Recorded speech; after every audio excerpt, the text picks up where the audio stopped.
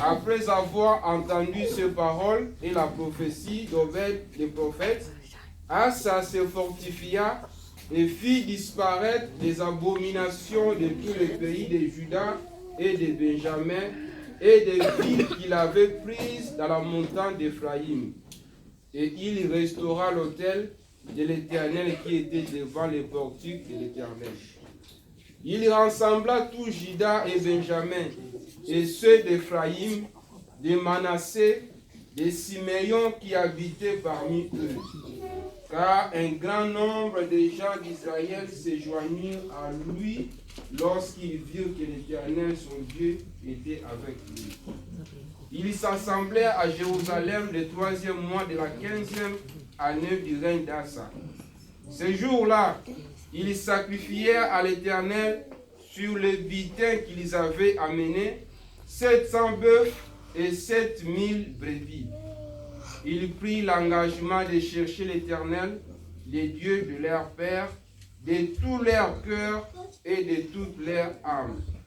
Et quiconque ne chercherait pas l'Éternel, les dieux d'Israël, devait être mis à mort, petit ou grand, homme ou femme. Ils jurèrent fidélité à l'Éternel à voix haute, avec des cris de joie et au nom des trompettes et des corps. Amen. On peut s'arrêter là. Alléluia. Amen. Il est vivant. Il est ressuscité. Tu peux méditer le chapitre à la maison. Ça, nous prions le Seigneur. Incline la tête devant le Seigneur. Laisse ton cœur à Dieu.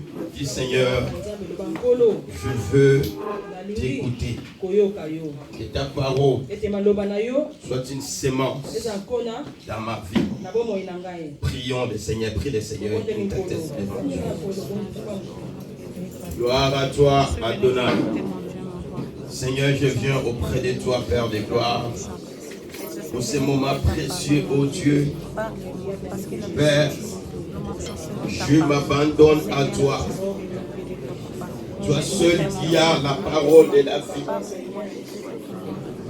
Viens arroser mon cœur par l'eau de ta parole, Seigneur.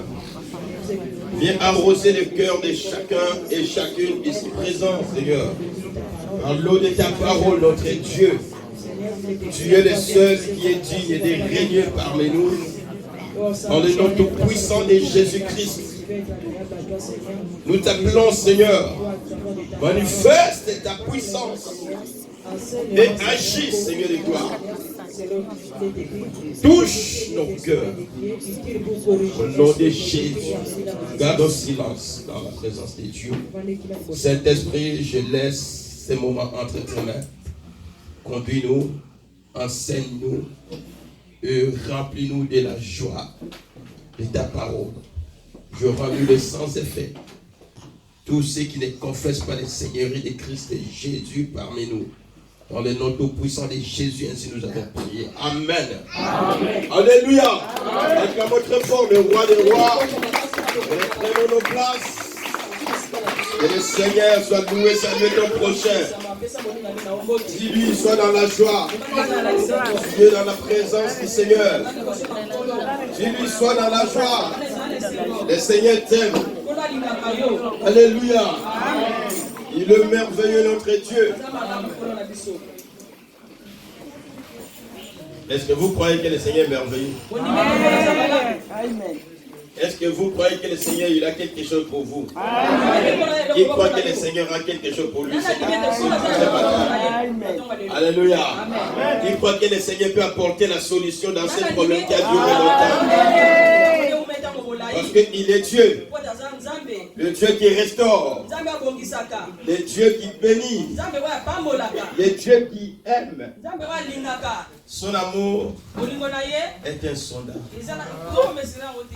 Son amour est profond. Il nous a aimés les premiers. Alléluia. Amen. Il nous a aimés. Et il nous continue à nous aimer. Il nous aimera pour toujours. Alléluia. Amen. Est-ce que toi tu aimes le Seigneur? Amen. Demande à ton prochain, toi tu aimes le Seigneur?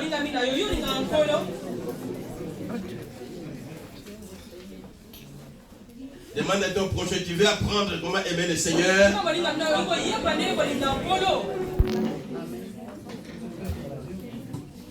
Amen. Amen. Combien il est merveilleux, c'est Dieu. Si ce matin nous sommes là, c'est par son amour. Si nous sommes réveillés, c'est par sa grâce. Parce qu'il nous a fait grâce de voir le jour d'aujourd'hui. Alléluia. Amen. Il est tellement bon. Il est tellement merveilleux. C'est pour cela que nous sommes là.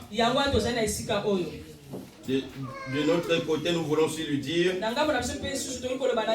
Seigneur, nous t'aimons. Et nous voulons t'aimer toujours. Amen. Amen. Je vais lire un texte dans Lévitique chapitre 1er. La Bible dit ceci. L'Éternel appela Moïse depuis la tente de la rencontre et il lui parla et dit: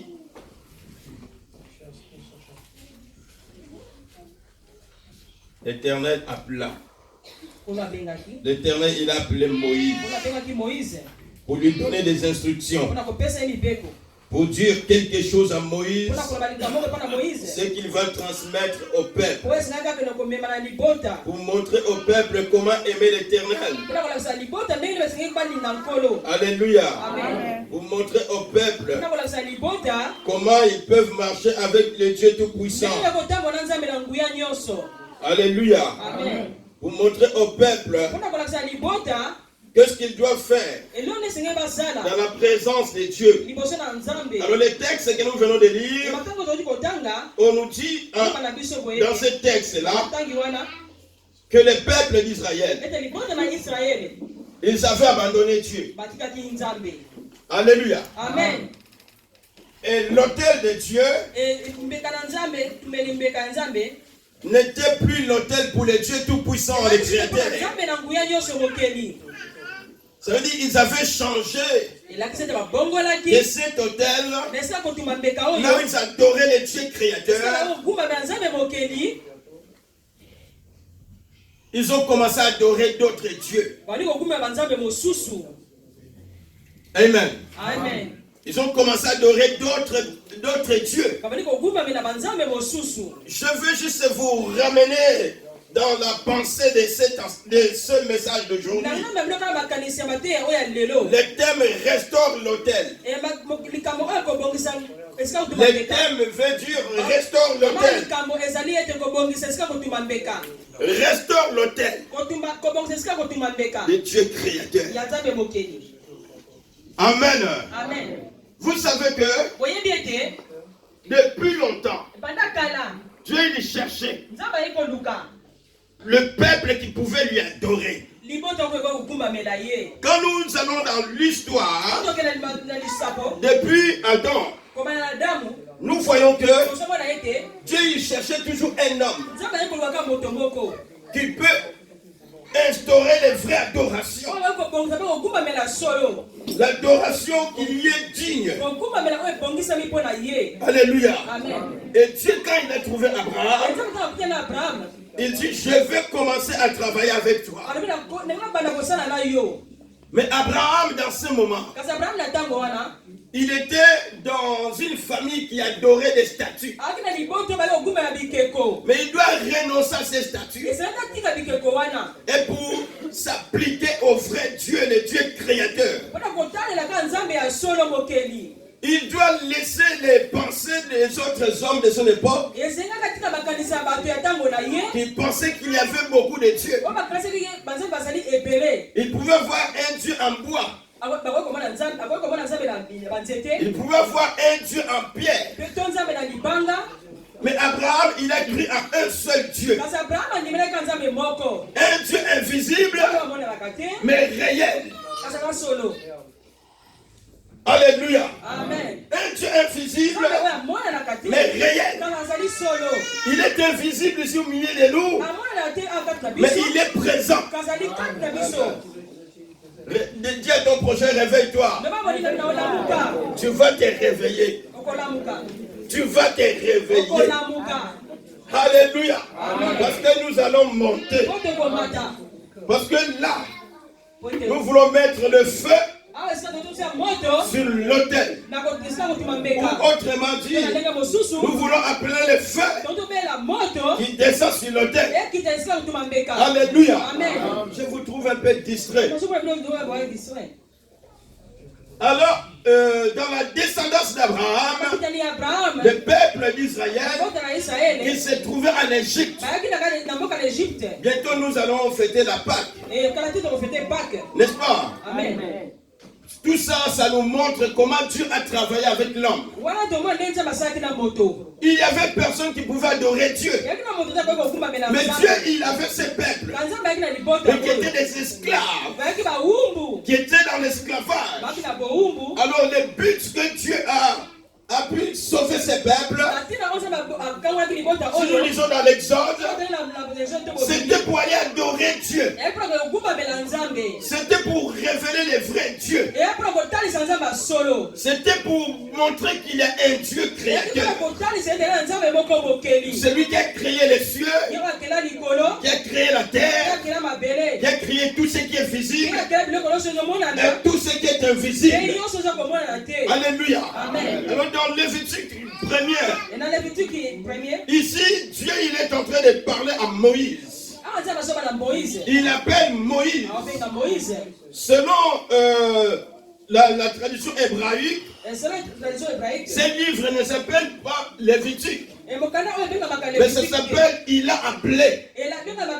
Parce qu'il a appelé Moïse pour montrer à Moïse comment l'homme peut aimer Dieu. Quel est le chemin qui amène l'homme dans la présence de Dieu? Quel est le chemin qui peut connecter l'homme, alléluia, au Dieu créateur qui est esprit? Il est vivant. Alors il a dit à Moïse, tu diras à mon peuple comment ils s'approcheront de moi.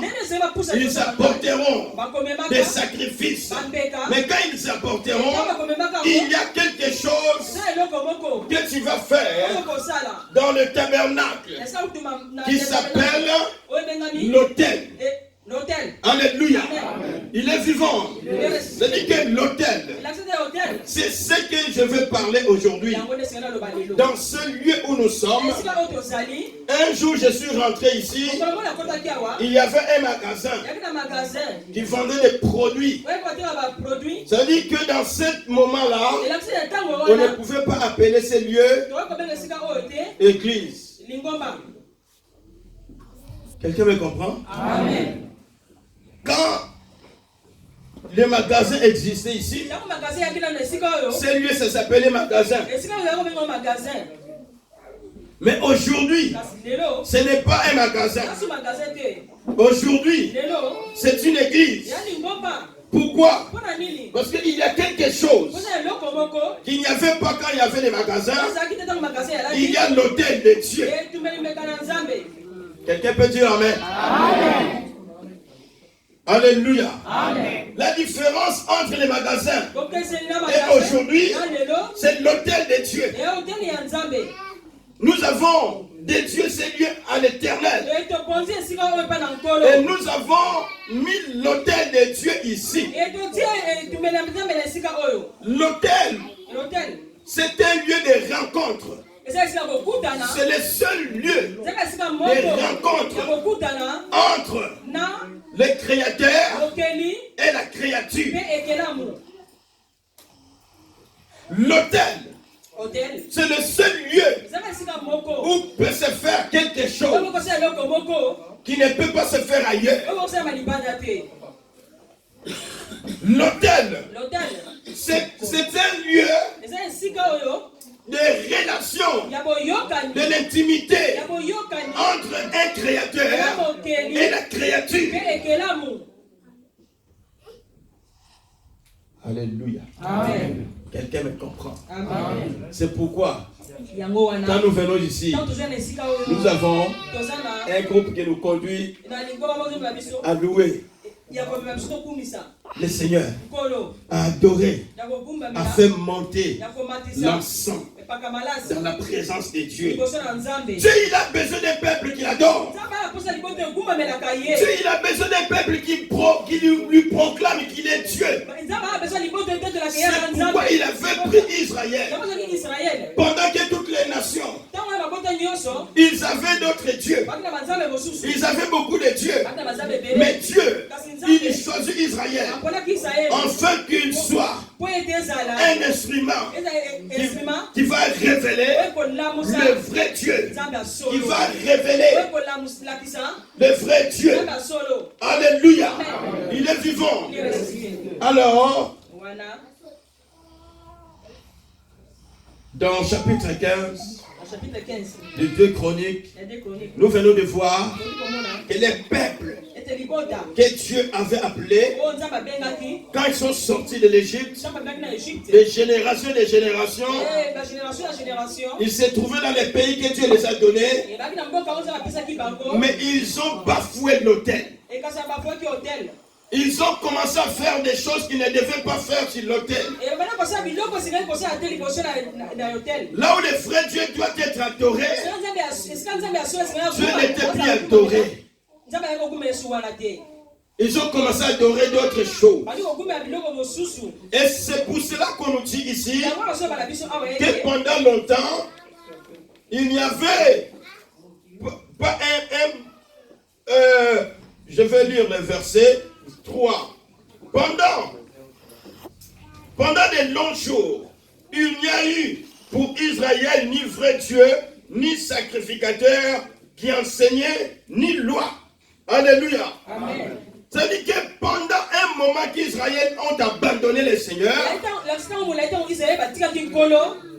il n'y avait plus un vrai Dieu au milieu d'eux.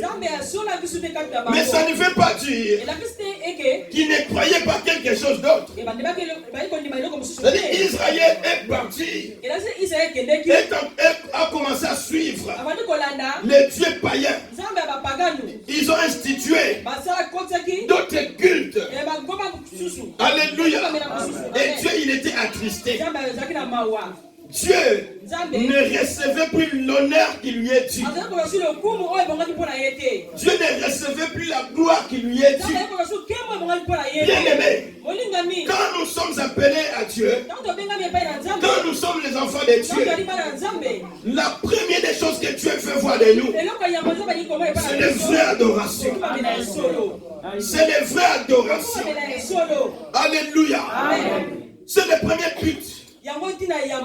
Tu peux venir avec tes projets, tu peux venir avec tes pensées, mais la première des choses que Dieu fait voir à toi, c'est les vraies adorations. Plusieurs personnes, mais en premier lieu, ses propres projets. Que Dieu me bénisse, que Dieu me donne, que Dieu me lève, que Dieu fait ceci, que Dieu fait cela, mais sans adorer Dieu, sans connaître le vrai Dieu. Alléluia. Amen. La Bible dit, cherchez premièrement le royaume de Dieu et tous les restes. Tous les restes, c'est tes projets. Tous les restes, c'est les biens que tu en as besoin. Tous les restes, c'est la guérison que tu en as besoin. Tous les restes, c'est l'élévation que tu en as besoin. Tous les restes, c'est la voiture que tu en as besoin. Mais il dit cherche premièrement. Ça veut dire que quand on rencontre le vrai Dieu, il va se charger de ma vie. Quand on rencontre le vrai Dieu, alléluia, il va faire ce que moi je ne peux pas faire. Il va accomplir ce que personne ne pourra accomplir. Alléluia. Il est vivant. Il est vivant. Il dit, cherche premièrement le royaume des cieux. Dans d'autres termes, Dieu est en train de dire, venez me trouver en premier. Parce que tout ce que vous voulez, voulez. C'est moi qui peux le faire. Sans que vous le demandez. Parce que je suis un père. Un père, quand il regarde son fils, sa fille, il dit ma fille doit manger. Mon fils doit manger. Il n'a pas besoin que le fils puisse gêner. Afin que son papa lui donne à manger. Amen. Alléluia. On nous dit ici, Israël avait abandonné vrai Dieu. Mais selon les gens qui le regardaient, les gens ils disaient, ils sont en train de prier. On peut prier sans adorer le vrai Dieu. Alléluia. Amen. Il est vivant. Ils étaient là. Alors qu'est-ce qui est arrivé? On nous dit ici dans la parole de Dieu, pendant qu'il n'y avait plus les vrais dieux, il n'y avait plus les sacrificateurs. Mais je vais vous rappeler quelque chose. Il y avait les sacrificateurs. Mais ces sacrificateurs, ils avaient abandonné la vraie parole de Dieu pour plaire au roi. Alléluia. Amen. Il commençait à dire des mensonges. Il commençait à donner les messages plaisants pour plaire au roi. Et quand un serviteur de Dieu ne fait plus ce que Dieu lui dit de faire, ne dit plus ce que Dieu lui dit de dire, il sort de la volonté de Dieu. Un homme qui est appelé de Dieu. Alléluia. Même si le peuple ne va pas écouter cette parole, si Dieu dit de dire, il faut dire. Si Dieu dit la vérité, il faut dire la vérité. Ici, il dit, alléluia, de dire la vérité. Même si ça peut heurter les hommes, Dieu, ça va lui plaire. Il n'y avait plus un vrai Dieu. Alors, qu'est-ce qui s'est passé? La souffrance était rentrée. La Bible nous dit, Dieu a permis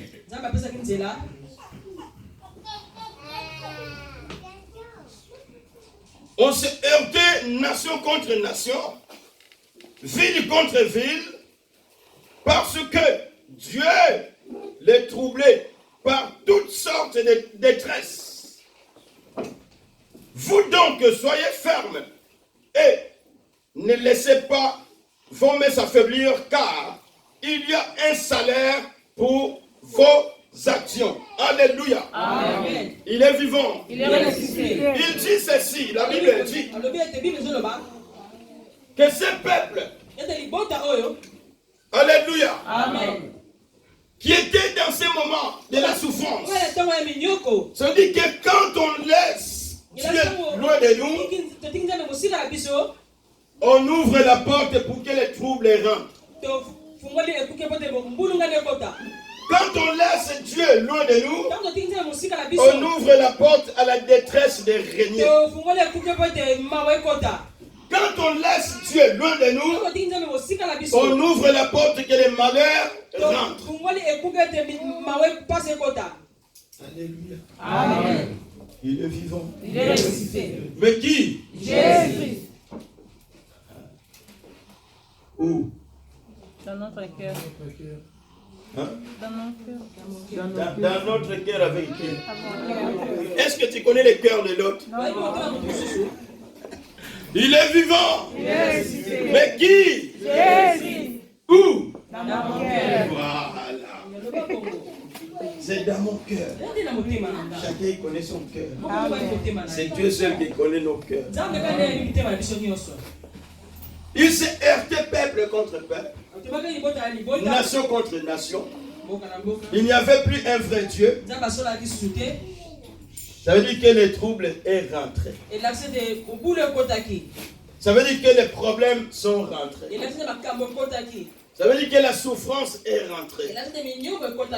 C'est pour dire que Dieu, c'est un Dieu d'amour. Dieu, c'est un Dieu de paix.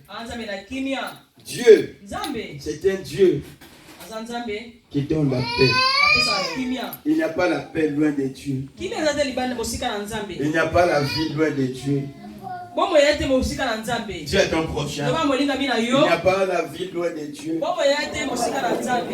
Dieu est ton prochain. Réveille-toi. Réveille-toi. Réveille-toi du sommeil spirituel. Alléluia. Il n'y a pas la joie loin de Dieu.